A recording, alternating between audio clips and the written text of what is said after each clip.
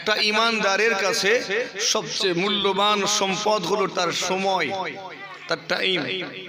কেন? কেননা এটা এমন একটা সম্পদ যেটাকে বাড়িয়ে নেওয়া যাবে না, সম্ভব নয়। আমার টাকা কম আছে, বাড়িয়ে নিতে পারবো, জমি জায়গা কম আছে, ওটাকেও বাড়িয়ে নিতে পারবো, কিন্তু আমার সময় কম আছে, বাড়িয়ে নিতে পারবো? আল্লাহর কোরআন আল্লাহ জানিয়ে দিয়েছেন। এই এখানে বাচ্চাগুলোকে একটু জায়গা চেঞ্জ করে দিলে ভালো হয়। না বের করে দেবেন না, থাকুক, কিন্তু একটু জায়গাটা চেঞ্জ করে দিলে ভালো। আর বাড়বে যা ঠিকঠাক করার পর আমাদের হাল খাতা।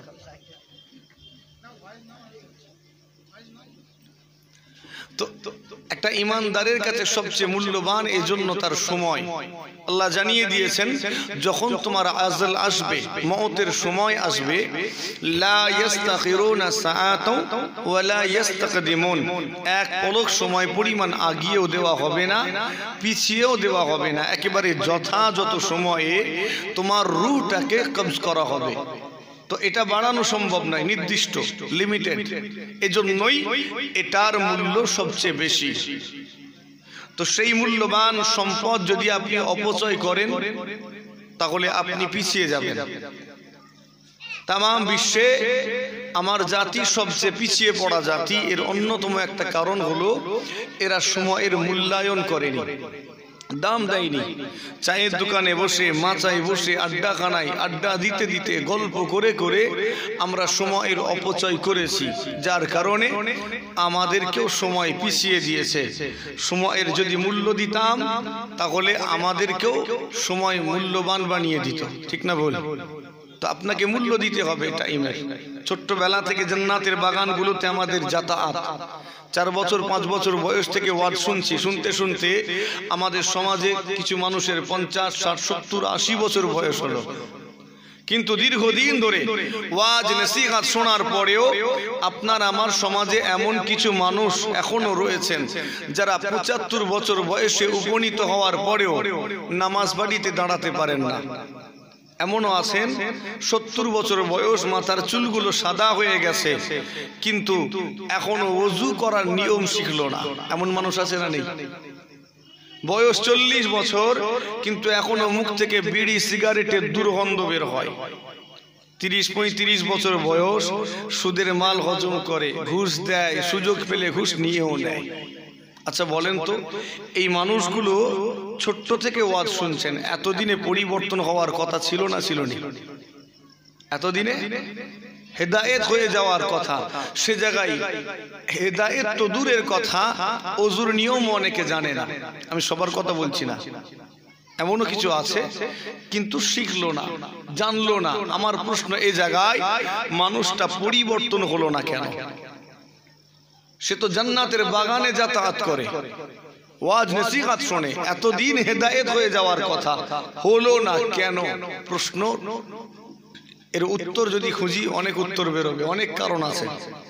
সংক্ষেপ করে মূল কারণটা, আমরা জান্নাতের বাগানগুলোতে এসেছি ঠিক কথা, কিন্তু নিজেকে পরিবর্তন করার উদ্দেশ্য নিয়ে আসিনি। উদ্দেশ্য ছিল হই হুল্লোড় করব, আর আল্লাহ আমাদের নিয়তকে পূরণ করাচ্ছেন। যারা হই হুল্লোড় করার জন্য নিয়ত করেছে, আল্লাহ তাদেরকে ওই হই হুল্লোড়ের জায়গায় ফেলেছেন। যে মস্তি করব ভেবেছে, আল্লাহ তাকে ওই জায়গায় ফেলেছেন। যে ভেবেছে আমি চা খাবো, পান খাবো, পাঁপড় খাবো, মশলা খাবো, আল্লাহ দোকান বসিয়ে দেন, যাও তুমি ওখানে ব্যস্ত থাকো।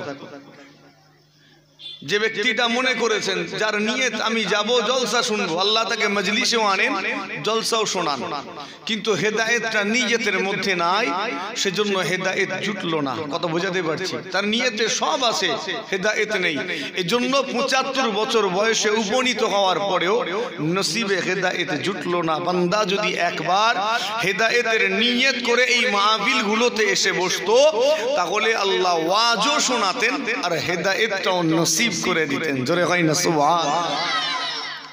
আমরা সমাজে কিছু মানুষকে যখন বলি বয়স হয়ে গেছে, নামাজ পড়ুনি কেন, আমাদেরকে বলে কি করে হেদায়েত হব, নামাজি হব? হেদায়েতের মালিক তো আল্লাহ, তিনি যদি হেদায়েত না করেন তো আমি কি করে হেদায়েত হই? বলে না, বলে না, বলেন? আচ্ছা, মানুষটা সত্য বলছে না মিথ্যা বলছে? মানুষটা বলছে হেদায়েতের মালিক আল্লাহ, এই কথাটা সত্যই বলেছে, অর্ধ সত্য, মিথ্যার চেয়েও ভয়ঙ্কর। নিঃসন্দেহে হেদায়েতের মালিক আমার আল্লাহ, তবে আমার আল্লাহর এমন কিছু টান ধরে যায়নি যে আপনাকে টেনে হিচড়ে জলসায় বসাতে হবে বা মসজিদে নিয়ে যেতে হবে। আল্লাহর এমন কিছু অভাব পড়ে যায়নি যে মুশফিকিন সিদ্দিকীকে জোর করে নামাজি বানাতে হবে। আল্লাহ পাকের কোনো অভাব নাই, কোনো টান নাই, কোনো প্রয়োজন নাই। তিনি কারো মুখাফিকি নন, আল্লাহুস সামাদ, তিনি মুখাফিকিহীন। একবার জোরে হয় না সুবহানাল্লাহ। সমস্ত মখলুক তার মুখাফিকি। হেদায়েতটা কার দরকার? আল্লাহর দরকার না আমাদের দরকার? জি, আল্লাহর দরকার। আমাদের আল্লাহ তো দরকার নেই, আল্লাহ তো মুখাফিকিহীন। হেদায়েতের কোনো প্রয়োজন নেই আল্লাহ। না নামাজের দরকার, না রোজার দরকার, না নামাজির দরকার, না রোজাদারের দরকার। দুনিয়ার সমস্ত মানুষ যদি আল্লাহকে ভুলে গিয়ে অন্য কাউকে খোদা বানিয়ে সিজদা করে, আল্লাহ পাকের ইজ্জত সামান্যটুকু বেড়ে যাবে না? আর আল্লাহকে ছেড়ে দুনিয়ার মানুষ যদি অন্য কাউকে খোদা বানিয়ে সিজদা করে বা আল্লাহকেই সিজদা করে, কোনো কমে যাবে না, বাড়বে না। রব্বুল আলামিনের ইজ্জত অতীতে যা ছিল আজও তাই আছে, অনন্তকাল পর্যন্ত একই রয়ে যাবে। একবার জোরে হয় না সুবহানাল্লাহ। হেদায়েতের মালিক তিনি। হেদায়েত আমাদের দরকার, তার নয়। সমস্ত মখলুক তার মুখাফিকি, তিনি কারো মুখাফিকি নয়। তো যার দরকার তার তাড়া থাকবে না থাকবে না? তাড়া থাকবে তো? তো তাড়াই তো নেই আমাদের, আমাদেরই তো তাড়া নেই। আমরাই তো টোটো করে ঘুরে বেড়াচ্ছি, হই হুল্লোড় করছি। আপনি মনে করছেন মুশফিকিন সিদ্দিকী এসে 1.5 ঘন্টা আলোচনা করে আপনাকে হেদায়েত করে দেবে? জি না, মুশফিকিন সিদ্দিকীর ক্ষমতা নেই আপনাকে হেদায়েত করার। আপনি যদি মনে করেন আপনার গ্রামের ইমাম সাহেব এসে আপনাকে সূরা ফাতিহা শিখিয়ে দেবে, তাহলেও আপনার চিন্তাটা ভুল। আপনাকে হেদায়েত করতে দাদা হুজুরও পারবেন না। আমি ঠিক বলছি কি না? আপনি মনে করছেন দাদা হুজুর হয়তো হেদায়েত করে দেবে। সারা বছর আপনি নামাজ পড়লেন না, মুশফিকিন সিদ্দিকী এসে নামাজি বানিয়ে দেবে। অনেক মানুষ দোষ দেয় এই জান্নাতের বাগানগুলোর, তাই না? যে কি হবে জলসা দিয়ে, তোমরা তো হেদায়েতই হও না, পরিবর্তন হও না। তার অনেক জবাব দিতে পারি যে তোমরা জলসা দিয়ে কি হবে, তোমরা তো হেদায়েতই হও না, পরিবর্তন হও না। আচ্ছা, ওই মানুষটা নামাজ পড়ে না, হেদায়েত হয় না, এর জন্য কি দোষ হয়ে গেল জলসার? দোষ হয়ে গেল হুজুরের, ইমামের? সারা জীবন তুমি কোরআন শরীফ খুলুনি, ইমাম সাহেব 15 মিনিটে তোমায় সূরা ফাতিহা মুখস্থ করিয়ে দেবে না? দুনিয়ার কোনো আলেম, কোনো মৌলানা, কোনো মুফতির ক্ষমতা নেই আপনাকে হেদায়েত করে। এমনকি আমার নবীরও ক্ষমতা নেই। আমি জানি না কথাটা আপনার খারাপ লাগছে কিনা, আমার নবীও হেদায়েত করতে পারেন না। যদি আমার নবী হেদায়েত করার ক্ষমতা রাখতেন, আবু জেহেল হেদায়েত হয়ে যেত, আবু লাহাব হেদায়েত হয়ে যেত। নিজের চাচা মৃত্যু সজ্জায় শায়িত, মনে আছে না নেই? মৃত্যু সজ্জায় শায়িত, চাচার সঙ্গে ওঠা বসা, খাওয়া দাওয়া সব। সেই চাচার কাছে গিয়ে বলছেন একবার কলেমাটা পড়ে নেন, আপনার নাজাতের জিম্মাদার আমি রাসূলুল্লাহ হয়ে যাব। যে নবীর সঙ্গে ওঠা বসা, খাওয়া দাওয়া, হাসি খুশি, সেই নবী যখন বলছেন, কলেমা পড়েছিলেন? পড়েননি তো?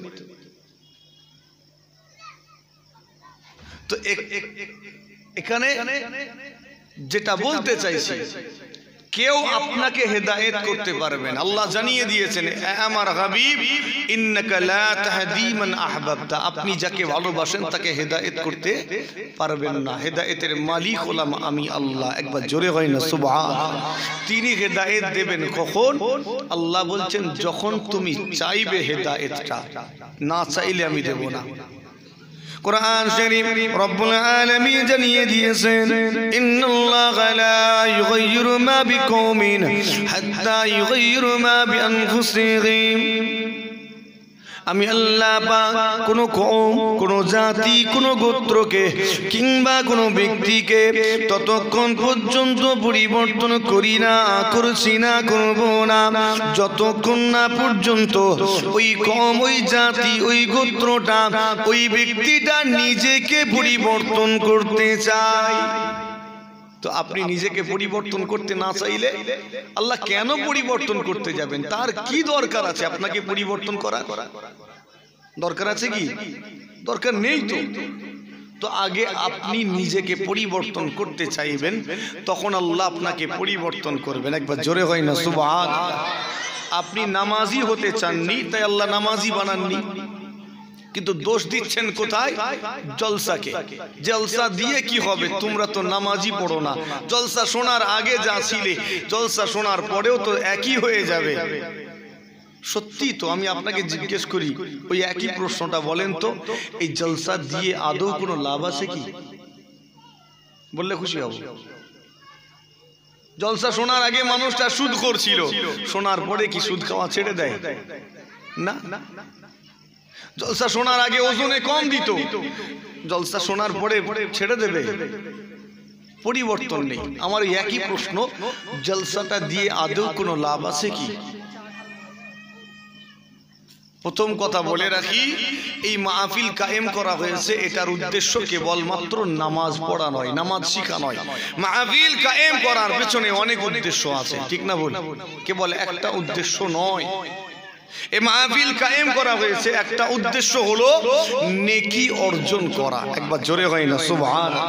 আর একটা উদ্দেশ্য হলো নিজের গুনাহগুলোকে মাফ করিয়ে নেওয়া। জোরে হয় না সুবহানাল্লাহ। এই মাহফিল কায়েম করার পেছনে অন্যতম আরো একটা উদ্দেশ্য হলো নিজেদেরকে দানশীল বানিয়ে নেওয়া। জোরে হয় না সুবহানাল্লাহ। মাহফিল কায়েম করার পেছনে অনেক উদ্দেশ্য, অবশ্যই তার মধ্যে একটা হলো হেদায়েত হওয়া, নামাজি হওয়া, রোজাদার হওয়া। কেবল একটা উদ্দেশ্য নয়, অনেক। আরো একটা উদ্দেশ্য, সেটা কি? বিপদ আপদ মুসিবত থেকে হেফাজত হওয়া। জোরে হয় না সুবহানাল্লাহ। মাহফিল কায়েম করার পেছনে আরো একটা উদ্দেশ্য হলো ইসলামী জ্ঞান অর্জন করা।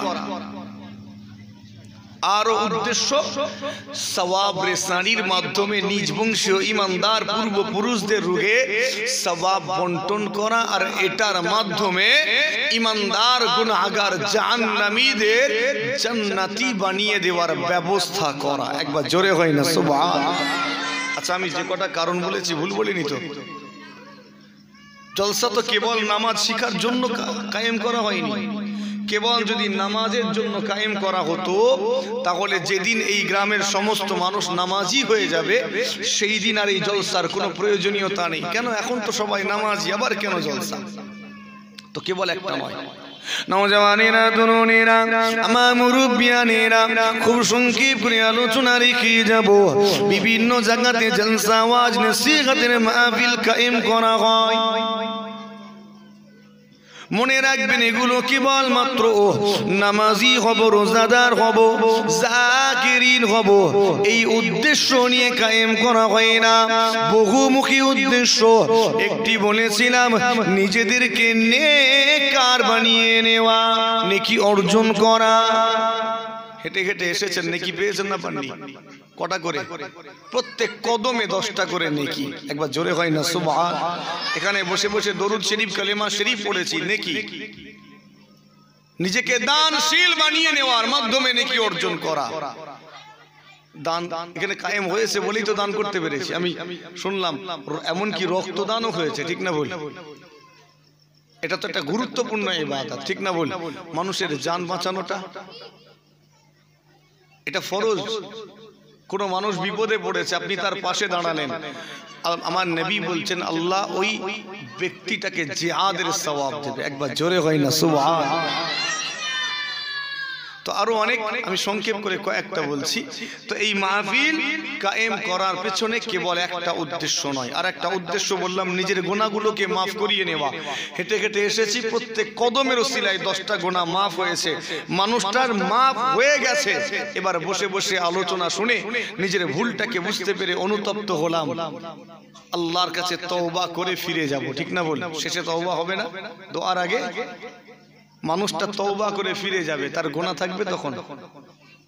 আল্লাহ পাকের কোরআন আমার আল্লাহ পাক জানিয়ে দিলেন, ইয়া আইয়ুহাল্লাযীনা আমানু তুবু ইলাল্লাহি তাওবাতান নাসুহা। আমার ইমানদার বান্দা বান্দীগণেরা, তোমরা আমি আল্লাহ পাক আমার কাছে ক্ষমা চাও, মাফ চাও, তওবা করো, নাসুহা তওবা, সচ্চা তওবা। ও নওজওয়ানেরা, জিগা শুনে রেখে দিন, এই মাহফিলে এসে আলোচনা শুনে আপনি অনুতপ্ত হলেন, নিজের অতীতের ভুলগুলোকে বুঝতে পেরে আল্লাহ পাকের কাছে মাফ চাইলেন, রোনাজারি করলেন। আর আমার আল্লাহ পাক যদি আপনার এই তওবাটাকে পছন্দ করে নেন, আপনার এই তওবার খাতিরে পূর্বের সমস্ত গুনাহ খাতাগুলিকে আল্লাহ মাফ করে দিবে। মানুষটা এসেছিল গুনাহগার হয়ে, তওবা করে ফিরে যাচ্ছে, এখন গুনাহ আছে। নিজের গুনাহগুলোকে মাফ করিয়ে নেওয়ার মাহফিল এটা, একবার জোরে হয় না সুবহানাল্লাহ। এখন সংক্ষেপে এই মাহফিলের গুরুত্বটা বলছি আমি। এই মাহফিল কায়েম হয়েছে ইসলামী জ্ঞান অর্জন করার জন্য। আলোচনা হবে, শুনবো, জ্ঞান বাড়বে, ঠিক না বল? আরো একটা উদ্দেশ্য হিদায়াত। জি হ্যাঁ, শুনে রেখে দিন, সেই মাহফিলে একত্রিত হয়েছি আজকে দিনে আপনার আমার সামনে ইসলামের প্রত্যেকটা বিষয় উন্মুক্ত রয়েছে, প্রাথমিক লেভেলের প্রত্যেকটা বিষয় আপনার আমার জানা রয়েছে, কিন্তু জানার পরেও আমি আপনি অন্ধের মতো হয়ে গিয়েছি। আজকে নামাজ দেখতে পাই না, আজকে দিনে আমরা নেকির মজলিস দেখতে পাই না, অন্ধের মতো আচরণ করি। এজন্য আল্লাহ জানিয়ে দিয়েছেন, খতামাল্লাহু আলা কুলুবিহিম ওয়া আলা সামইহিম ওয়া আলা আবসারিহিম গিশাওয়া। আমি আল্লাহ পাক এদের অন্তরসমূহে মোহর মেরে দিয়েছি, ওয়া আলা সামইহিম, এদের কানেতেও মোহর মেরে দিয়েছি, ওয়া আলা আবসারিহিম গিশাওয়া। আমি আল্লাহ এদের চোখটাতেও মোহর মেরে দিয়েছি, সিল করে দিয়েছি। কেন জানো? যাতে এরা অন্তরে ভালো জিনিস চিন্তা করতে না পারে। এদের কানে কেন মোহর মেরেছি? যাতে এরা ভালো জিনিস শুনতে না পায়। ওয়ালা বুসারিহিম, এদের চোখটাতে কেন মোহর মেরেছি জানো? যাতে এরা ভালো জিনিস দেখতে না পারে। কি হবে জলসা দিয়ে? তোমরা তো হিদায়াত হও না, উদ্দেশ্য অন্য। নেকির মজলিস দেখতে পাই না। নওজওয়ানেরা, তরুণেরা, আজকে দিনে আল্লাহ আমাদেরকে বাহ্যিক চোখ দিয়েছেন, বাহ্যিক দৃষ্টি শক্তি দিয়েছেন, ঠিক কথা, কিন্তু অন্তরটাকে আমরা অন্ধ বানিয়ে ফেলেছি। জি হ্যাঁ, আপনার আমার অন্তরটা অন্ধ হয়ে গিয়েছে। আজকে আমি আপনি অন্তরটাকে একেবারে শেষ করে ফেলেছি। নওজওয়ানেরা, আপনার অন্তরের চোখটাকে খুলতে হবে। আমার নবী পাকের একজন সাহাবা, আল্লাহ তাকে বাহ্যিকভাবে অন্ধ করেছিলেন, কিন্তু তার অন্তরটা আমাদের মতো অন্ধ ছিল না। হযরত আব্দুল্লাহ ইবনে উম্মে মাকতুম বাহ্যিকভাবে অন্ধ, কিন্তু তার অন্তরটা আমাদের মতো অন্ধ ছিল না। বলবো তার কথা? নাম কি বললাম? আব্দুল্লাহ। আমার নবী পাকের কম বেশি প্রায় 200 জন সাহাবার নাম ছিল আব্দুল্লাহ। একবার জোরে হয় না সুবহানাল্লাহ? একবার আব্দুল্লাহ বলে ডাক দিলে 200 জন হাজির দেবে, যদি তারা আশেপাশে থাকে। তো একবার যখন ডেকেছেন, আশেপাশে যে কটা আব্দুল্লাহর কানে আওয়াজ গেছে না, সব হাজির। তো কাজের অসুবিধা হবে না? সব যে যার কাজ করছেন, আমি তো সবাইকে ডাকিনি, একজনকে ডাকছি। আব্দুল্লাহ বলে একজনকে ডাকছেন, আশেপাশে সব হাজির, মুশকিল ব্যাপার। তখন আমার নবী চিন্তা করলেন একটু কৌশলটা পাল্টাতে হবে। যে আব্দুল্লাহকে দরকার, তার সঙ্গে তার বাপের নামটা সম্পৃক্ত করলেন, আব্দুল্লাহ ইবনে আব্বাস, অর্থাৎ অন্য কোনো আব্দুল্লাহ নয়। আব্দুল্লাহ কোন আব্দুল্লাহ? আব্বাসের পুত্র আব্দুল্লাহ, আব্দুল্লাহ ইবনে মাসউদ। সবাই বুঝতে পারলেন আমাদের নয়, মাসউদের বেটা আব্দুল্লাহকে ডাকছেন। আব্দুল্লাহ ইবনে উমার, উমারের পুত্র আব্দুল্লাহকে ডাকছেন। সব বুঝতে পেরে গেলেন, তো সুবিধা হলো। আর এখন যে আব্দুল্লাহর কথা বলছি, এনার একটু ব্যতিক্রম ছিল। আমার নবী তাকে ডাকতেন যখন, তার বাপের নামের সঙ্গে সম্পৃক্ত করে নয়, তার মায়ের নামের সঙ্গে সম্পৃক্ত করে ডাকতেন। তার আম্মার নাম ছিল আতিকা। দুনিয়ার মানুষ উম্মে মাকতুম নামে চিনত। কেন? তিনি একটা অন্ধ সন্তানের জন্ম দিয়েছিলেন, অন্ধ সন্তানের মা, তাই সবাই বলতো উম্মে মাকতুম, অন্ধ সন্তানের জননী। তো এই মানুষটা বড় গুরুত্বপূর্ণ, একেবারে প্রাথমিক লেভেলে ইসলাম কবুল করেছিলেন। প্রাথমিক লেভেলে ইসলাম কবুল করেছিলেন কারা? হযরতে আবু বকর সিদ্দিক রাদিয়াল্লাহু তাআলা আনহু, হযরতে আলী রাদিয়াল্লাহু তাআলা আনহু। ঠিক ওই রকম প্রাথমিক লেভেলে এই অন্ধ মানুষটা গিয়ে কালেমা পড়েছিলেন। একবার জোরে হয় না সুবহানাল্লাহ। তার অন্তরটা যদি অন্ধ হতো তাহলে একেবারে গোড়ার দিকে গিয়ে কালেমা পড়তে পারতেন না। আমাদের অন্তর অন্ধ, সামনে নামাজ থাকার পরেও আমরা নেই না, ঠিক না বলি? তার চারটা অন্ধ ছিল না, এজন্যই একেবারে প্রাথমিক লেভেলে ইসলামের আলোয় আলোকিত হয়েছিল। একবার জোরে হয় না সুবহানাল্লাহ। এটা এই ব্যক্তিটা বড় গুরুত্বপূর্ণ ব্যক্তি। আর তিনি প্রথম কালেমা পড়েছিলেন, তো এই জন্য তাকে অনেক অত্যাচার সহ্য করতে হয়েছে, বহু নির্যাতন সহ্য করেছেন। কেন? স্রোতের বিপরীতে হাঁটছেন। তো যারা স্রোতের বিপরীতে হাঁটে তাদেরকে অনেক জুলুমের শিকার হতে হয়। জি হ্যাঁ, শুনে রেখে দিন, এই আব্দুল্লাহ ইবনে উম্মে মাকতুমের উপরে বহু জুলুম হয়েছে, নির্যাতন হয়েছে, তথাপিও তিনি ইসলাম থেকে দূরে সরে যাননি। আমার নবী পাক সাল্লাল্লাহু আলাইহি ওয়াসাল্লাম কি ভুলে যাননি, বরং যত জুলুম হয়েছে, অত্যাচার হয়েছে, তত তিনি ইসলামের প্রতি মজবুত হয়ে গিয়েছেন, তত বেশি শক্ত হয়েছেন। এই মানুষটা বড় গুরুত্বপূর্ণ কেন জানেন? তিনি এমন একজন ব্যক্তি, তার কারণে আল্লাহ পাক আসমান থেকে একটা, দুইটা, তিনটা, চারটা নয়, পরস্পর 16 খানা আয়াত নাজিল করেছিলেন। কটা আয়াত বললাম? অনেক সাহাবা আছে, তাদের জন্য নয়, কিন্তু এই অন্ধটার জন্য 16টা আয়াত নাজিল হলো। ছেলে খেলা নয়, মানুষটার গুরুত্ব কম নয়। অন্ধ সাহাবী, আমার নবী পাক সাল্লাল্লাহু আলাইহি ওয়াসাল্লাম ইসলামের দাওয়াত দিচ্ছেন, কালেমার দাওয়াত দিতে গেছেন। কাদের কাছে জানেন? আবু জেহেল, আবু লাহাব, উতবা, শাইবা, ওয়ালিদ ইবনে মুগীরা, এসব বড় বড় নেতা নয়? আপনারা শুনেছেন, নাম করা নেতা এরা। তো কুরাইশ সরদার এই বড় বড় নেতাদের কাছে আমার নবী কালেমার দাওয়াত দিতে গেলেন। কেন? মনে মনে একটা আশা, আল্লাহ এই বড় বড় নেতাগুলো যদি কলেমা পড়ে নেয় তাহলে আমার ইসলাম প্রচারটা অনেক সহজ হয়ে যাবে, ইসলাম প্রচারটা অনেক সহজ হয়ে যাবে। আচ্ছা বলেন তো, একটা সাধারণ মানুষ কালেমা পড়লো আর একটা নেতা কালেমা পড়লো, কে বেশি খেদমত করবে ইসলামের? নেতাটা। সাধারণ মানুষের আন্ডারে কে আছে? মা, বাপ, ভাই, বোন, বিবি, ছেলে বলে, ঠিক না বলি? এই কজন। কিন্তু একটা নেতা, সে যদি কলেমা পড়ে, তার অনুসারী তো অনেক, সবাই না হলেও অর্ধেক যদি কলেমা পড়ে, সংখ্যাটা কম নয়।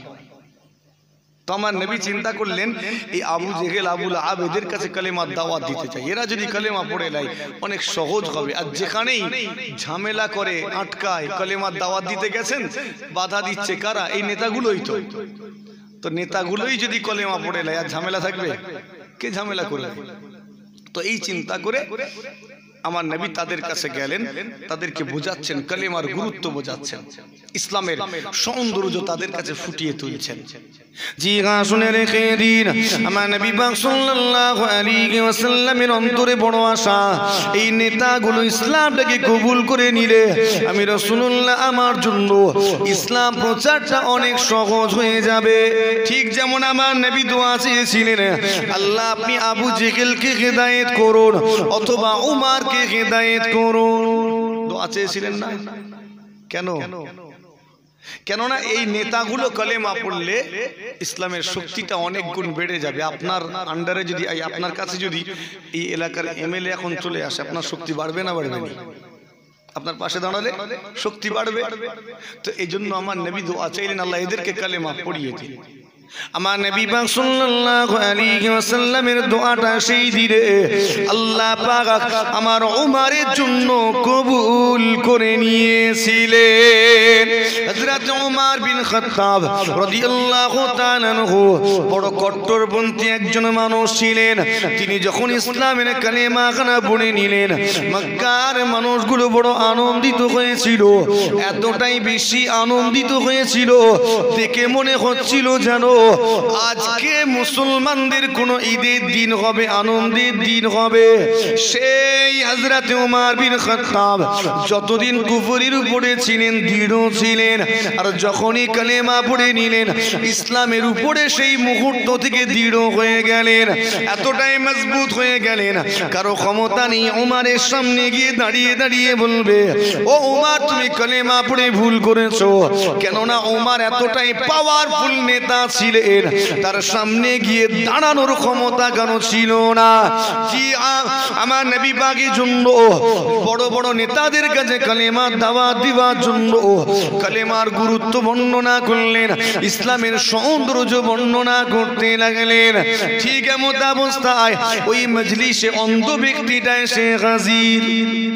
ইয়া রাসূলুল্লাহ, ইয়া হাবিবাল্লাহ, হুজুর আল্লাহ পাক আপনাকে যা শিখিয়েছেন আপনি সেগুলো আমাদেরকে শিখিয়ে দিন।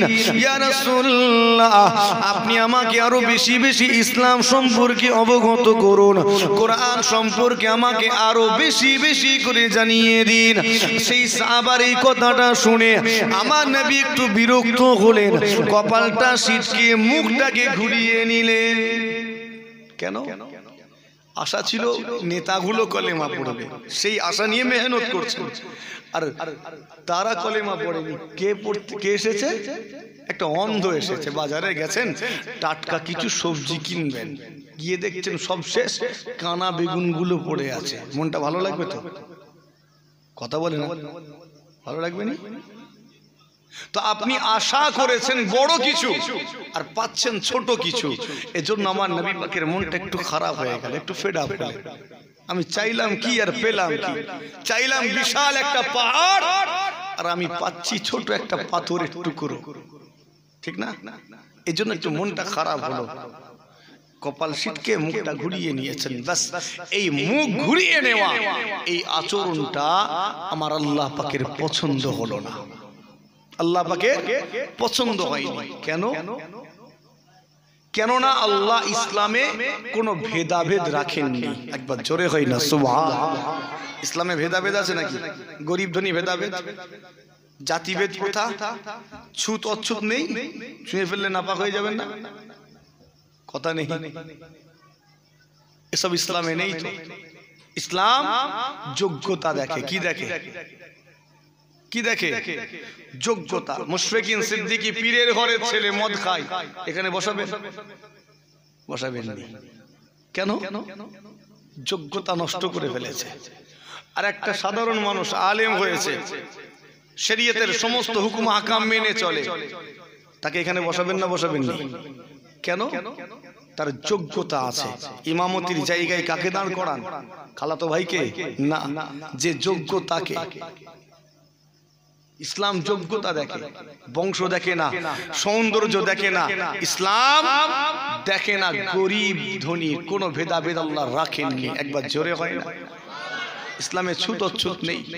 ভারতবর্ষে ইসলাম দ্রুত গতিতে প্রসার পেয়েছে, এর অনেক কারণ আছে, তার মধ্যে একটা হলো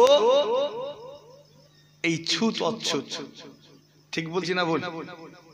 যখন ইসলাম এলো, এই নিম্ন বর্ণের মানুষগুলো তারা বাঁচার রাস্তা খুঁজছিলেন, কোথায় যাব কোথায় যাব। কেন? আমাদেরকে তো সমাজের মানুষই মনে করা হয় না, কোথায় যাব। তখন মুক্তির পথ ইসলামকে তারা পেলেন, দেখলেন এখানে কোনো ভেদাভেদ নেই, তুমি কালেমা পড়লে তার ভাই। একবার জোরে হয় না সুবহানাল্লাহ। নারীদের জীবন তো যখন দাহ করা হতো, তারা মুক্তির পথ খুঁজবে না? খুঁজবেনি? হ্যাঁ, কোথায় যাবে? দেখলো মুক্তির পথ আছে, ছুটে এলো, কালেমা পড়ে নিল। একবার জোরে হয় না? জি হ্যাঁ। অনেকে বদনাম করার চেষ্টা করে, ইসলাম নাকি তলোয়ারের ডগায় প্রচার পেয়েছে। তলোয়ারের ডগায় যদি প্রচার পেত, দুনিয়ার জমিনে ইসলাম বলে কোনো ধর্ম থাকতো না, সম্ভবই ছিল না প্রতিষ্ঠা পাওয়ার। তলোয়ারের ডগা দিয়ে নাই দমিয়ে রাখা যায়, প্রসার লাভ করা যায় না। ঠিক না ভুল? দমিয়ে রাখা যায়,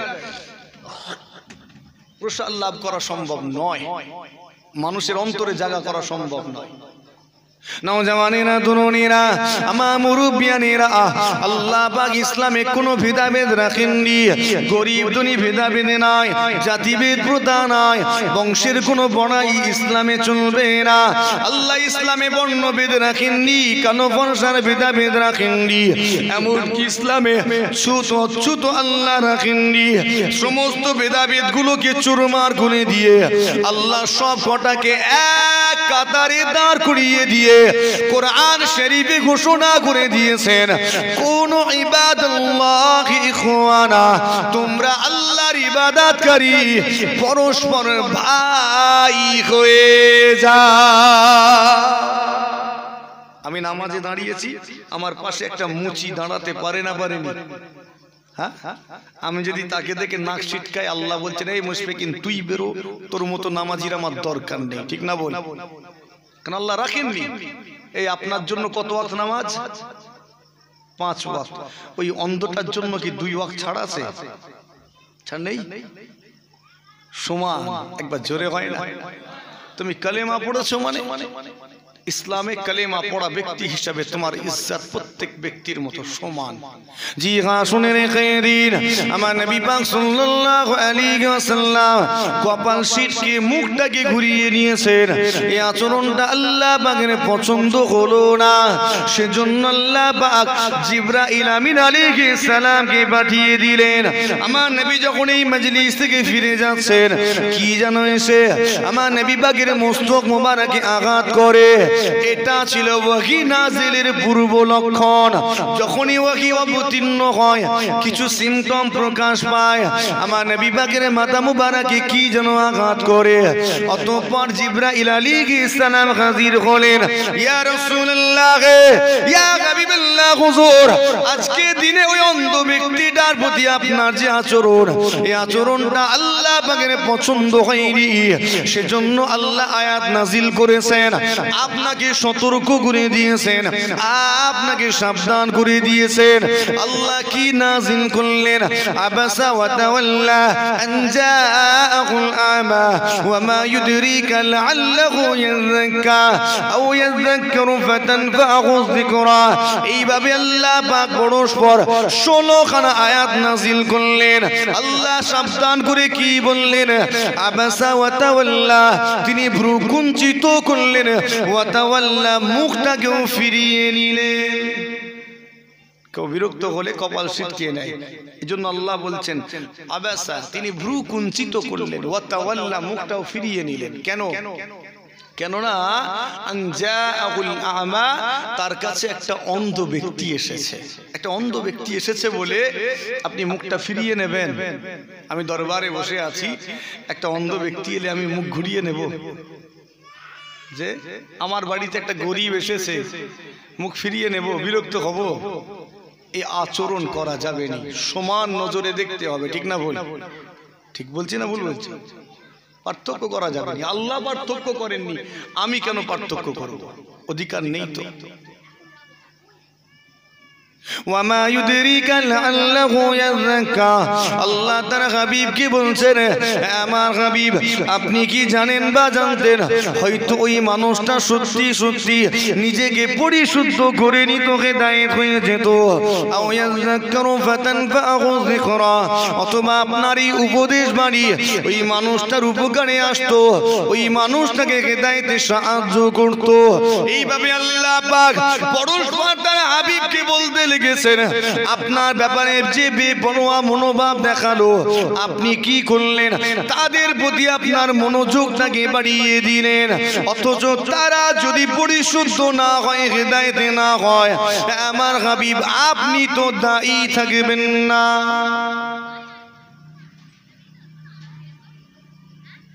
এই আবু জেহেল হেদায়েত হয়নি, আমার নবী দায়ী তো নাকি? কথা বলে না কেন? আমার নবীর দোষ নয় তো? আপনি নামাজ পড়েন না, এর জন্য আপনার গ্রামের ইমাম সাহেবের দোষ তো নাকি? কার দোষ? তাহলে ফুরফুরার হুজুরে কথা নেই, কার দোষ? জলসার দোষ নয়। কি হবে জলসা দিয়ে? তোরা তো হেদায়েতি হোস না। কিছু মানুষ বলে না, বলেন তো দোষ কাউকে দিও না, নিজেকে দাও। আসল বদমাইশটা তো আমি নিজে, ঠিক না বল? আমি নামাজি হতে চাইনি তাই আল্লাহ বানান না, আমি হতে চাইলে আল্লাহ বানাতেন না বানাতেন না? কথা বলেন না কেন? আপনি দোকানদার হতে চেয়েছেন, আল্লাহ বানিয়েছেন।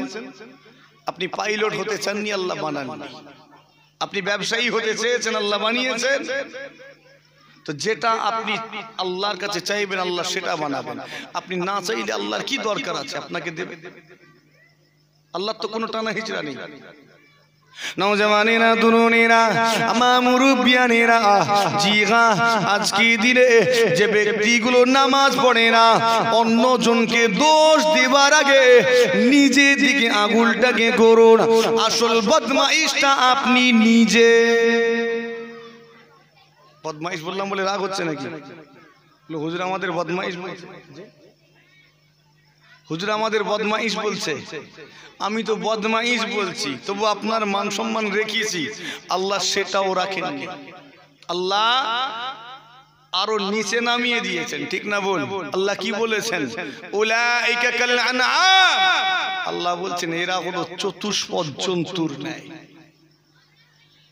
চার পায়ে জানোয়ারের ন্যায়। গরু চার পায়ে জানোয়ার, ভেড়া চার পায়ে জানোয়ার, শোর চার পায়ে জানোয়ার, কুকুরও চার পায়ে জানোয়ার। আল্লাহ বলছেন এরা ওই চার পায়ে জানোয়ার, কুকুর, ভেড়া, শোর এদের মতো, বরং তার চেয়েও নিচে নামিয়ে দিয়ে বললেন বেলহুম আদাল, বরং তার চেয়েও খারাপ, তার চেয়েও খারাপ। সতর্কতা অবলম্বন করুন। কাউকে দোষ দেওয়ার আগে নিজের দিকে ভালো করে তাকিয়ে দেখুন আসল দোষীটাকে, আসল বদমাইশটাকে। আপনি পরিবর্তন চাননি, সেজন্য আপনার নসিবে পরিবর্তন জোটেনি। এই জলসাকে দোষ দেওয়ার আগে নিজের দিকে তাকিয়ে দেখুন। ও নওজওয়ানেরা, আল্লাহ তাআলা হাবিবকে সতর্ক করে দিলেন, আমার হাবিব আপনি কেন তাদের কাছে বারবার করে গেলেন?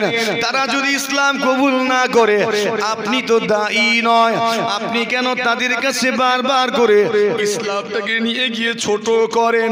ইসলাম তো ছোট হওয়ার নয়, যার দরকার সে ইসলামের কাছে নত হবে। আমার ইসলাম কোন জায়গায় নত হবে না। আমার ইসলাম সস্তার তো নাকি? আপনাকে হাত ধরে টানবো, চল নামাজ পড়বি, চল নামাজ পড়বি, চল টানবো না? এই অধিকার আমার আছে? আপনাকে হাত ধরে টেনে টেনে মসজিদে নিয়ে যাব, এই অধিকার আমার নেই? নেই। মুশফিকিন সিদ্দিকিরও নেই, কোনো আলেমের নেই। আপনি যদি নামাজ না পড়ে, আপনাকে টেনে হিচড়ে কেউ নামাজি বানাতে পারবে না, এই অধিকার নেই কারো। টানা হিচড়া করার অধিকার নেই। আল্লাহ জানিয়ে দিয়েছেন লা ইকরাহা ফিদ্দীন, আমার ধর্মের বিষয়ে জোর জবরদস্তি করো না। একবার জোরে হয় না সুবহানাল্লাহ? এই জন্যই তো কেউ নামাজ ছেড়ে দিলে আল্লাহ শাস্তি দেবেন। কে দেবে? এই ধরেন কেউ নামাজ পড়েনি, তার শাস্তি আছে না নেই?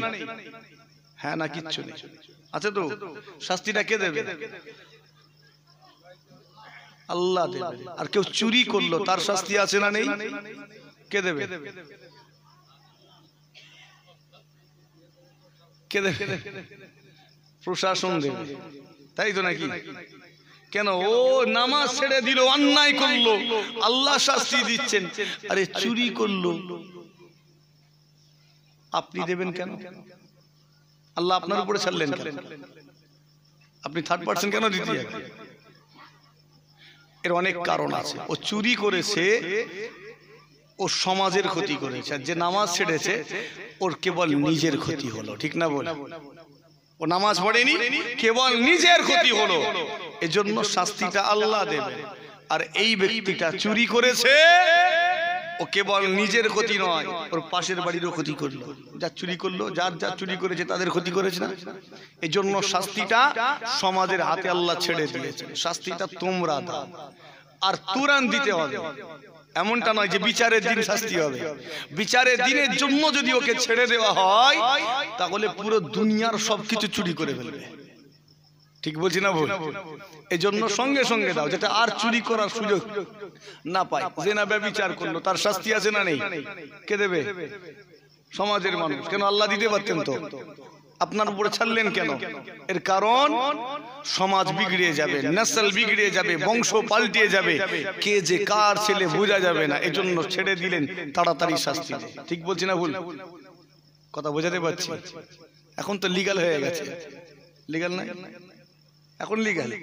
ভারতে সবকিছু লিগ্যাল করে ছেড়ে দেওয়া হচ্ছে। দিন কতক পরে কে কার জন্মের ছেলে বোঝা মুশকিল হয়ে যাবে। জন্ম দিল একজন আর অন্যজনকে বাপ বলে ডাকবে। কত খারাপ লাগছে। হয়তো মোবাইলে ইদানিং ঘটনা দেখছি, কি চলছে।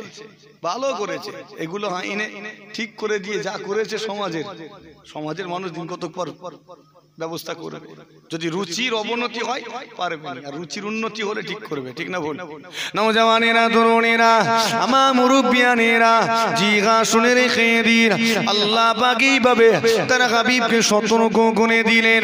এই ঘটনার পর থেকে আমার নবী পাক অন্ধ সাহাবীটাকে আলাদা নজরে দেখতেন, সব সময় নিজের কাছে নিজের নিকটে বসাতেন। কোনো প্রয়োজন থাকলে সবার আগে অন্ধ সাহাবী আব্দুল্লাহর প্রয়োজনটাকে আমার নবী মিটিয়ে দিতেন। ও নওজওয়ানেরা, কেন জানেন?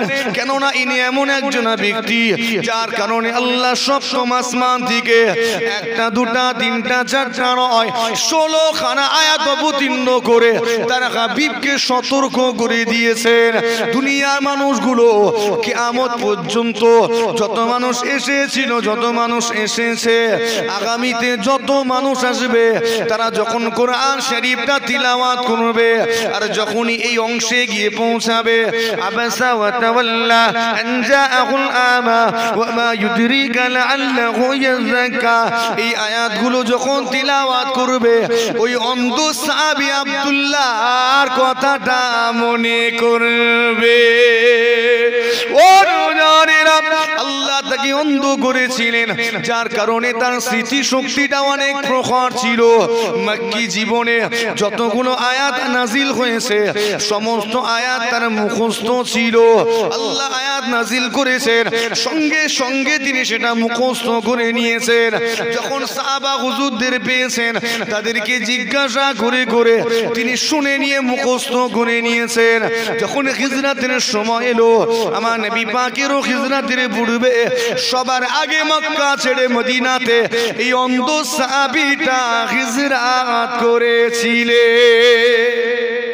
আমার নবী পাকেরও আগে। ইতিহাস যারা পড়েছেন জানেন, আমার নবী পাক প্রথমে হিজরত করেননি, আগে সাহাবা হুজুরদের দল গেছে। ঠিক না বল?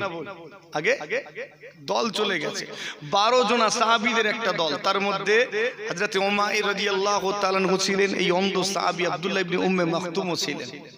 বাপদাদার সম্পত্তি পড়ে আছে মক্কায়, একবারও সেই সম্পত্তির টান ওই অন্ধটাকে টেনে রাখতে পারেনি। একবার জোরে হয় না? বাপদাদার জন্মভূমি রয়েছে মক্কায়, ওই জন্মভূমির মায়া তাকে আটকে রাখতে পারেনি। আমার নবীকে এত ভালোবেসেছেন, এত মুহাব্বত করেছেন, সমস্ত সম্পদ মক্কার জমিনে ছেড়ে দিয়ে আমার নবীর মুহাব্বতে হিজরত করেছিলেন। একবার জোরে হয় না? আর একটু জোরে হয় না? নওজওয়ানেরা, তরুণেরা, আমার মুরব্বিয়ানেরা, এই অন্ধ সাহাবীটা মদিনা জমিনে হিজরত করলেন।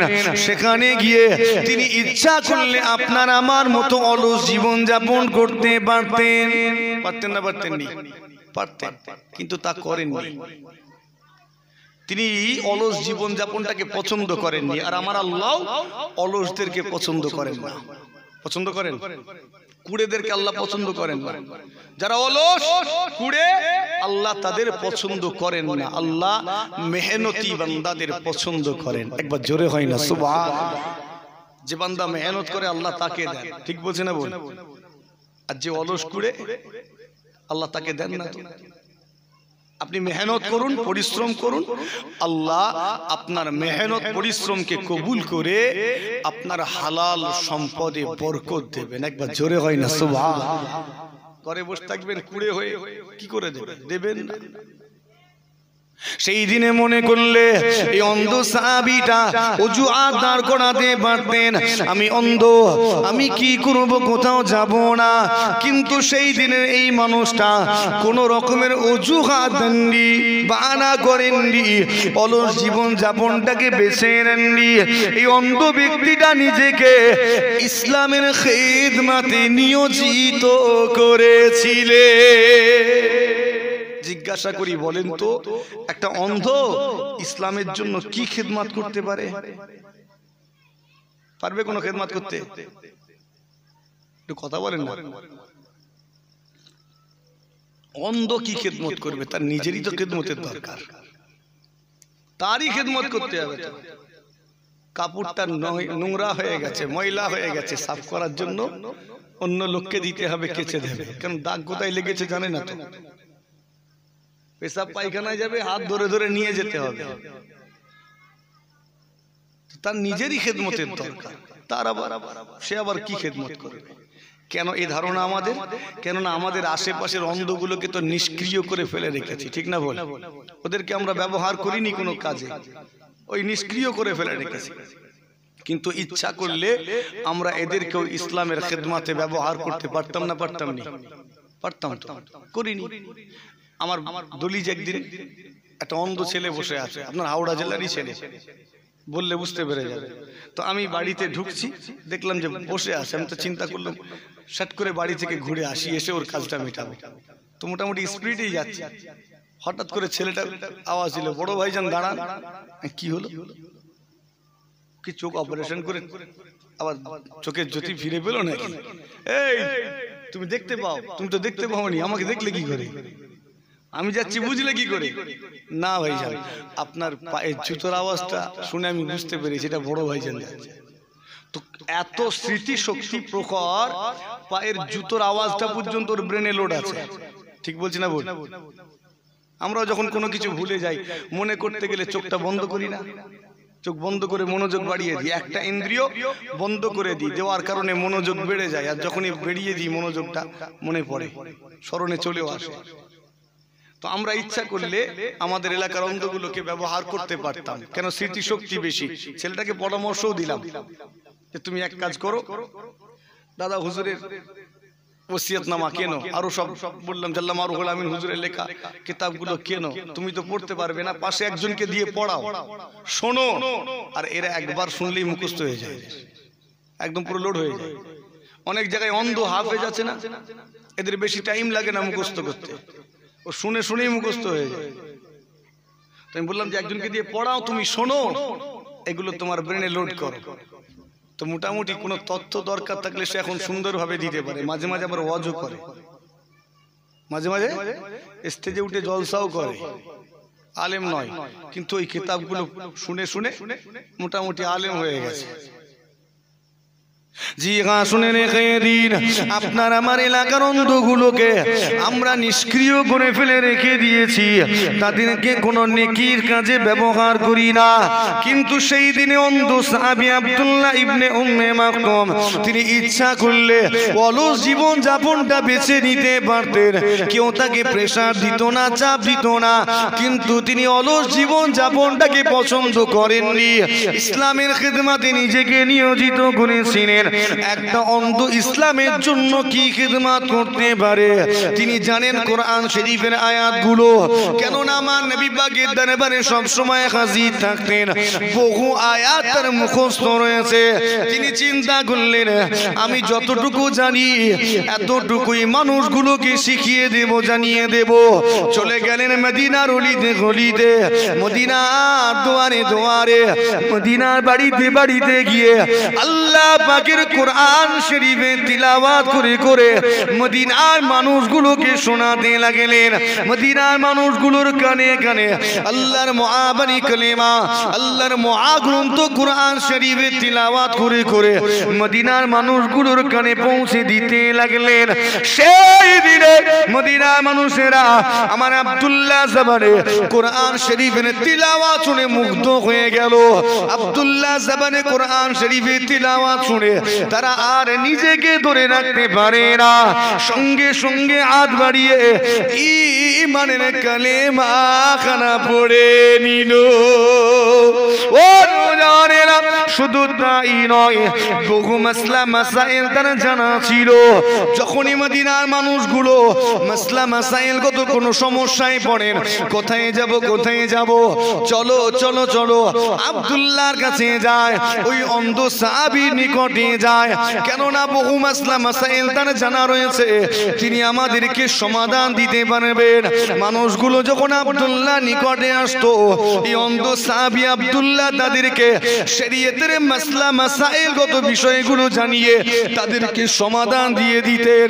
যখন আমার নবী পাক মক্কা থেকে মদিনাতে হিজরত করলেন, মদিনায় হিজরত করার পরে আমার নবী পাক আব্দুল্লাহর খিদমত দেখে খুশি হয়ে গেলেন। আব্দুল্লাহর মেহনত দেখে, আব্দুল্লাহর পরিশ্রম দেখে আমার নবী আব্দুল্লাহর উপরে রাজি হয়ে গেলেন।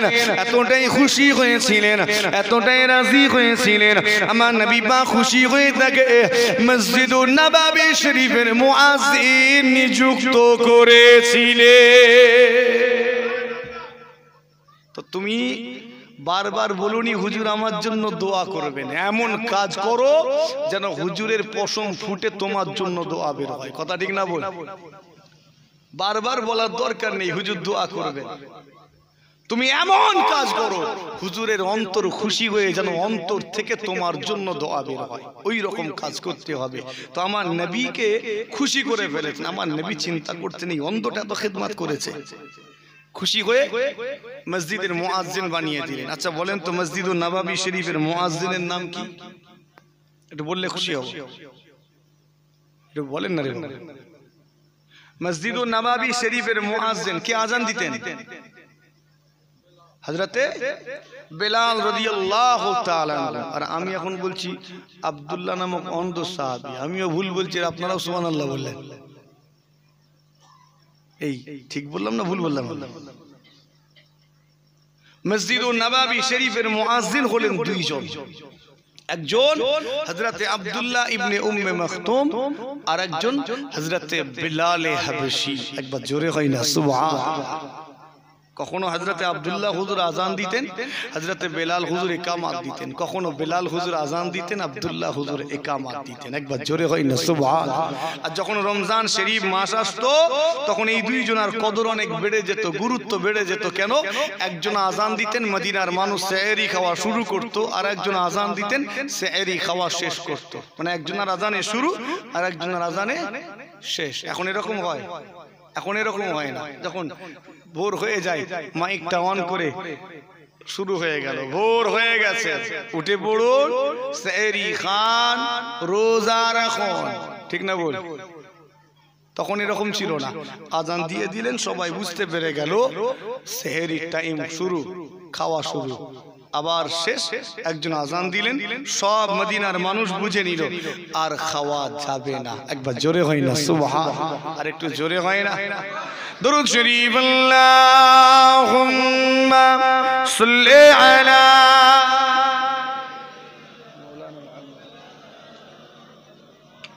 ওয়া আলা আলি সাইয়্যিদিনা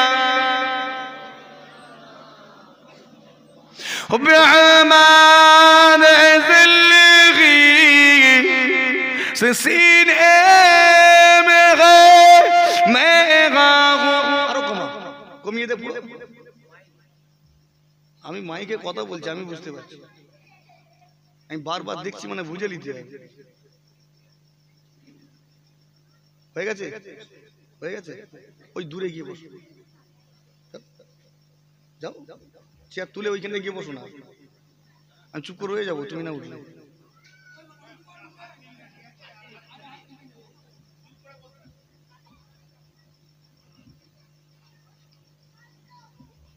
بعمان زلغي سسين مغا مغا मेरा दिल मदीने में है, फूल तो फूल कांटों में क्या हुस्न है, लुत्फ़ जन्नत मदीना से बढ़कर मदीने में गए अल्लाहुम्मा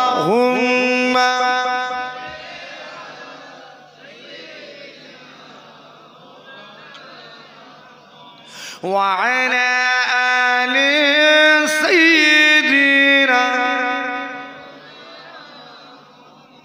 আমার দিনদার ইমানদার ভাই, নিককার আল্লাহওয়ালা পরহেজগার মুমিন মুসলমান ভাই জানেরা, আমার মুরব্বিয়ানেরা, অসুবিধা হচ্ছে আপনাদের, অনেকটা সময় হয়ে গেল, আর দেরি করব না।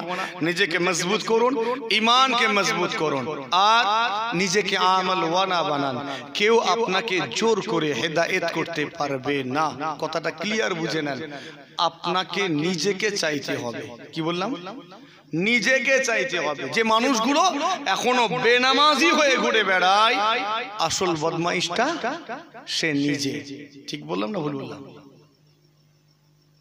আবারও বলছি, আপনি নামাজি হতে পারেননি, দোষটা ফুরফুরার হুজুরের নয়, গ্রামের মসজিদের ইমামেরও নয়, আমার নবীরও নয়।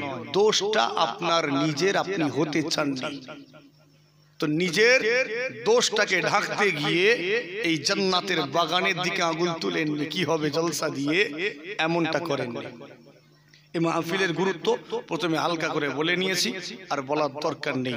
আল্লাহ আমাদের সকলকে হেদায়েত নসিব করেন, বলি আল্লাহুম্মা আমিন। জোরে বলি আল্লাহুম্মা আমিন। সামনে রমজান শরীফ মাস আসছে, আল্লাহ আমাদেরকে রমজান শরীফের হক সঠিকভাবে আদায় করার তৌফিক দেন, বলি আল্লাহুম্মা আমিন। আর কয়েকটা দিন পরেই আসছে গুরুত্বপূর্ণ তারিখ, শবে বারাত। ঠিক না বল? এটা কোরআন শরীফে আছে, হাদিস শরীফে আছে, আছে শবে বারাত আছে। তাহলে আপনারা পালন করেন তো নাকি?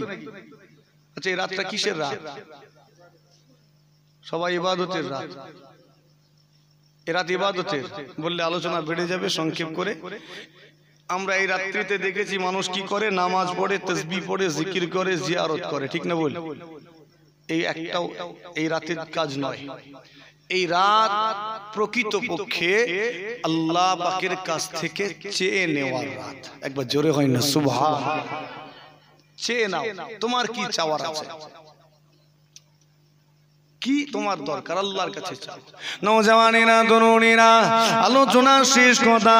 জি হ্যাঁ, প্রকৃতপক্ষে শবে বারাত, লাইলাতুল বারাত, হাদিস শরীফে শবে বারাত বলে কোনো শব্দ নাই, লাইলাতুল বারাত বলেও কোনো শব্দ নাই। হাদিস শরীফে আমার নবী পাকের ভাষায় এটাকে লাইলাতুন নিসফি মিন শাবান বলা হয়েছে। ওখানে কি বলা হয়েছে? এখন আপনি যদি শবে বারাত খুঁজেন পাবেন না। যেমন কোরআন শরীফের নামাজ খুঁজলে পাবেন? নেই তো, শব্দটাই নেই, আরবি শব্দই নয়। কোরআন শরীফে রোজা খুঁজেই পাবেন না, তো নেই। আছে ওখানে সালাত আছে, সওম সিয়াম আছে। ঠিক না বল? হাদিস শরীফে শবে বারাত খুঁজে পাবেননি, ওখানে পাবেন লাইলাতুন নিসফি মিন শাবান, শাবানের অর্ধ তারিখের রাত। একবার জোরে হয় না সুবহানাল্লাহ? আমার নবী পাক সাল্লাল্লাহু আলাইহি ওয়াসাল্লাম রজবের চাঁদ আসমানে যখনই দেখতেন, সঙ্গে সঙ্গে দুটো হাত তুলে দোয়া চাইতেন, আল্লাহুম্মা বারিক লানা ফি রজব ফি শাবান ওয়া বাল্লিগনা ইলা শাহরি রমাদান। ও রব্বি আল্লাহ, আপনি আমাদিগকে রজব এবং শাবানের বরকত নসিব করুন, রজব এবং শাবানের বরকত নসিব করুন। ওয়া বাল্লিগনা ইলা শাহরি রমাদান, আর আমাদিগকে রমজান শরীফ পর্যন্ত পৌঁছিয়ে দিন। প্রকৃতপক্ষে দুটো মাস আল্লাহ আগে দিয়েছেন আপনাকে আমাকে রেডি করার জন্য, প্র্যাকটিস করার জন্য। কেন? সামনে রমজান আসছে, বান্দা আগে থেকে রেডি হও, প্রস্তুতি নাও। এজন্য রাত্রে একটু নামাজ দিয়েছেন না? লাইলাতুল মেরাজ গেল, রাতে নামাজ ছিল না, রোজা দিয়েছেন, আগে প্র্যাকটিস করো। হঠাৎ করে ময়দানে নেমে পড়লে কিছু খুঁজে পাবেনি।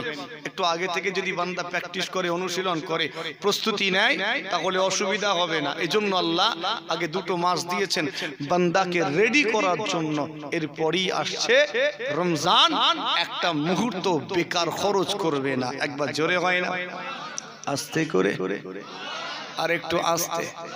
জি গা শুনে রেখে দিন আর কয়েকটা দিন পরে লাইলাতুল বারাত লাইলাতুন নিসফি মিন শাবান বড় গুরুত্বপূর্ণ রাত ও জানেরা জি গা শুনে রেখে দিন এই রাত্রির গভীর রজনীতে আল্লাহ পাক সপ্তম আসমান থেকে প্রথম আসমানে এসে বান্দাদের উদ্দেশ্যে এলান করেন ঘোষণা করেন বান্দারে কি আছো আমার কাছে মাফ চাও আমি আল্লাহ মাফ করে দেব বান্দারে কি আছো আমার কাছে রুজি চাও আমি আল্লাহ তোমার রুজিতে বরকত দেব বান্দারে কি আছো আমার কাছে শিফা চাও আমি আল্লাহ তোমাকে রোগ থেকে শিফা দিয়ে দেব ও জানেরা প্রকৃতপক্ষে এই রাতটা হলো আল্লাহ পাকের কাছ থেকে চেয়ে নেওয়ার রাত বান্দা তোমার জীবনে কি আশা কি বাসনা রয়েছে তোমার কি চাওয়া পাওয়া রয়েছে আমি আল্লাহ আমার কাছে ব্যক্ত করো আল্লাহর কোরআন আল্লাহ জানিয়ে দিয়েছেন উদউনি ওয়াস্তাজিব লাকুম আমার বান্দারে তোমরা আমার কাছে দোয়া চাও মুনাজাত করো প্রার্থনা করো তোমরা আমার কাছে দোয়া চাও মুনাজাত করো প্রার্থনা করো আমি আল্লাহ তোমাদের দোয়া তোমাদের মুনাজাতকে কবুল করে নেব আল্লাহ বলেছেন কবুল করব তো কবুল করবেন না করবেন না আমার আল্লাহ ওয়াদার খেলাফ করেন না মনে রাখবেন ইন্নাল্লাহ লা ইখলিফুল মিআদ আমার আল্লাহ কখনো ওয়াদার খেলাফ করেন না একবার জোরে হয় না সুবহান তিনি যখন বলেছেন কবুল করব তো কবুল করবেন হ্যাঁ আমরা চাইতেই যদি না পারি দোষটা আর কবুল করার মালিককে দিয়ে লাভ আছে আমরা তো চাইতে পারি না চাওয়ার মতো চাইলে আমার আল্লাহ কখনো ফেরান না একবার জোরে হয় না সুবহান আল্লাহ আমাদেরকে সঠিক তরিকা মোতাবেক